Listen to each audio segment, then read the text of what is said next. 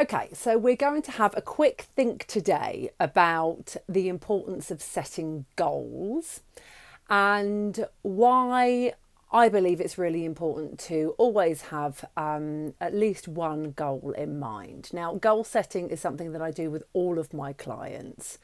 It doesn't really matter what the presenting issue is that they're coming to me to get support with. Having a goal is something that I encourage everyone to do. Now, I break this down into essentially there are four different types of goals, two different sets of two that we can work on, and that will be depending on as I said, what the client is coming to me to fix or get support with. But I'll think about goals in terms of internal and external goals, or short-term and long-term goals. So the internal and external goals, I mean, they're very similar in a lot of ways, but they do present slightly differently. So the internal goals will be much more about how you feel about yourself and what you want to gain in terms of, let's say, the obvious ones: self-confidence, self-esteem, happiness, or overcoming grief. That's just like obviously the very, very basics. There can be other ones as well. So, people say to me sometimes, I want to be happy. I just want to be happy. And that's a really great internal goal to fix, but it doesn't really mean anything. So when we think about wanting to be happy and having happiness as a goal, as an internal goal, I'll be encouraging my clients to think about, what kind of things make you happy? What does happy mean to you? What does it, and that sounds silly, but what does it feel like? What are you doing when you're happy? Who are you with when you're happy? How will you know when you're happy? So gaining confidence, feeling better about yourself, as I've said, dealing with loss, whether that's loss in a death, somebody passing, or whether that's loss of a relationship, or a life that you thought that you were going to have. So that's kind of like internal goals. External goals would be something like career, job, training, a change of home, a change of location, anything like that, getting a better social life, being more active, anything like that I would consider to be an external goal. So that's when we think about internal, external goals.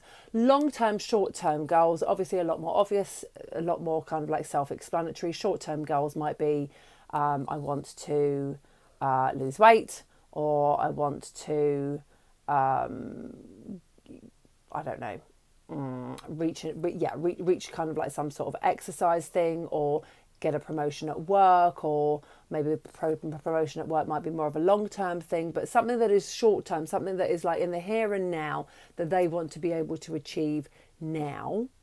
It might be to get clarity over a certain home situation. I mean, that's one that comes up a lot with the clients that I work with. Do I stay or do I go?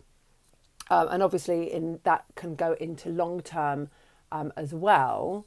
But actually in the immediate now, it's like they want to have clarity over what to do, because they're at a point now where it can go either way. They've had enough. They need something to change. They don't know what that change is, and they need to have that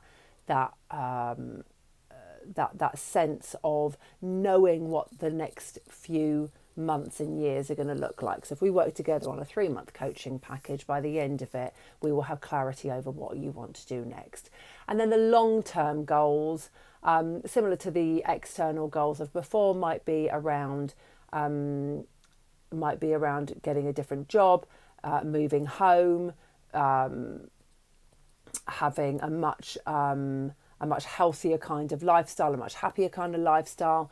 It might be about really building a life for themselves now, having been looking after everybody else, having raised their children, staying in a relationship, coming out of a relationship. It's about really then building what they want their life to look like later on. So that is why, and the reasons why it's so important to do that, to get that sense of goals, is because so often we just get caught up in the humdrum of life. We just get caught up in the hamster wheel, and we have an idea that we want things to be different, but we don't really know what we want that different to look like. And that's why coming up with that goals right at the beginning of the work is so important, because once we've got an idea of where you want to go, then we just then everything we do is with that in mind.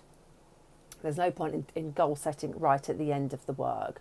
We need to have an idea right at the beginning what it is you want to what it is you want to achieve, what you want to work towards, what's the clarity that you want for yourself, and then our work then just revolves around getting you to that point. Therapeutically, because sometimes there's a lot of back work that we need to do, there's a lot of historical work, there's, my clients come to me with all sorts of kind of like backstories that is very, very, very relevant to the goal setting.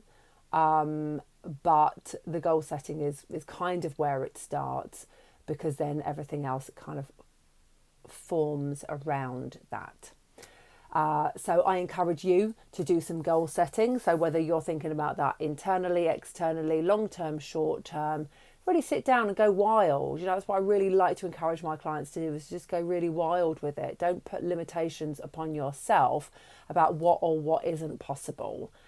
Just really think about what you want the next 3 months, 6 months, 2 years to look like, and just see what you come up with. It can be quite a fun exercise to do sometimes. Just kind of like, let your mind just go crazy for a bit, and just see if you could do anything, what would it be?